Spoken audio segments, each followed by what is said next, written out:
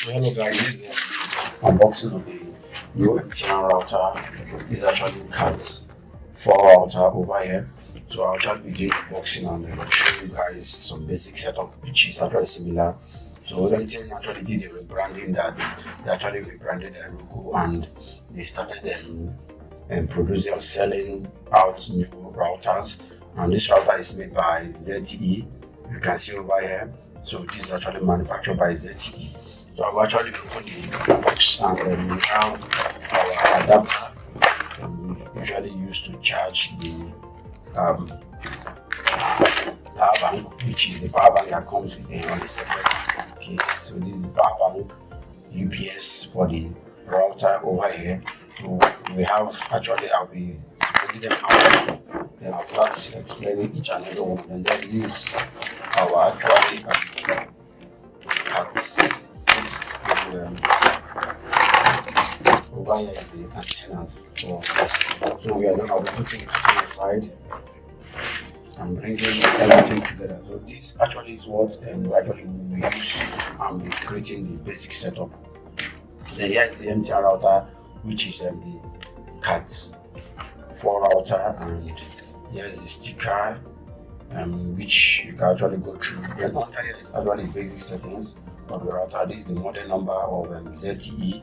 Then you have over here you have the WLAN name, which is the router's name, and the WLAN key, which is the password for this router. Then you can actually manage it from here, and the website password is admin, which the username will be admin.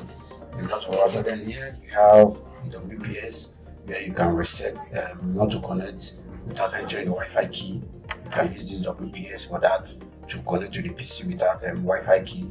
Then here is the WLAN, where you connect your internet cable over here. So this is actually probably Cat5 internet cable. So you connect it into this port. So this is actually how you connect it into here. It clips. If you want to unplug it, you just press down and pull out. So you just connect it this way. So this is for phone. If you are connecting an intercom to the internet, so you actually use this port. This is RJ11 clip, while this is RJ45. Then here is the power. You can actually use the power adapter that comes with it to plug directly the power. But you know what happens when power goes out, you lose power. So that is where this UPS comes to play. This UPS is actually made by ZTE, and then the battery voltage is 7.4. Then the wattage per hour is 18.5 watts. Input voltage is 12 volts. So if you're using an adapter to charge this, like if you go to the adapter, you see over here, you can see the input voltage of the adapter is actually output voltage is 12 volts. So you might not use more than 12 volts to charge this adapter unless you blow it. So it's actually good that even when you are replacing the adapter, make sure that the output voltage to use and power the adapter is actually 12 volts, as you can see over here. Then the input voltage is 240, 110 or 240 volts. Then you actually have I think this is the basic. Then your terminal. Make sure you look at this terminal, because this is very important when you're actually working on a router. This terminal over here, you see the middle one is showing that it's positive, then the out pin, which is over here, this is the pin we are talking about. So the middle one is positive, this outer one is negative. So when you are buying the router to replace this, make sure that it actually has this symbol, and also it must be output voltage of 12 volts. Then watch this, and these are the most important. Then you check your input voltage. This is actually what is more requirement when you are replacing an adapter for your power supply. As you can see, the manual of the video we talks about the installation. Is very important that you go through the manual. So here it's talking about the key parameter, which is what I've explained. Then you have how you connect it to your device, to your router. Then how you connect the adapter to power supply, and also how you on it so that power goes through to power your router. Then this is actually how you plug the router out. Then over here is your indicator. So when the blue light is blinking, when this light over here is blue, so I power it off. So if I turn it on, you see when it's blue, it actually shows that your power battery is not low. But when it's red, from the indicators here, it shows that your power battery is low. and when the blue is charging, so it blinks. So if I plug it, this charging icon will turn on. So let me just plug it to the power supply immediately.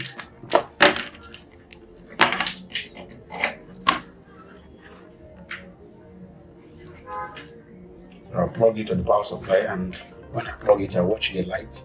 So as I plug it, you see the power supply comes on. So this is actually shows that it's charging. So when it's off, you know that your router isn't charging at all. So you can go through this manual and then get a better understanding for all this we are talking about. Then you see the output voltage is 12 volts, which is actually what this router works with. So then the power or 7.5 ampere per battery. So this is actually what you need to know about the UPS that is over here.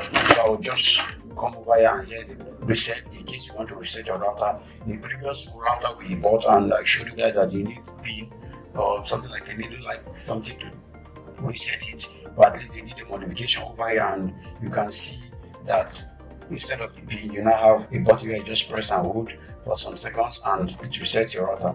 So here is actually where you connect your antennas. This is where you connect your antenna probes. So I'll be doing that for the antenna. I'll click and screw. You screw it. So I'm done connecting this. I'll do the same thing for this one.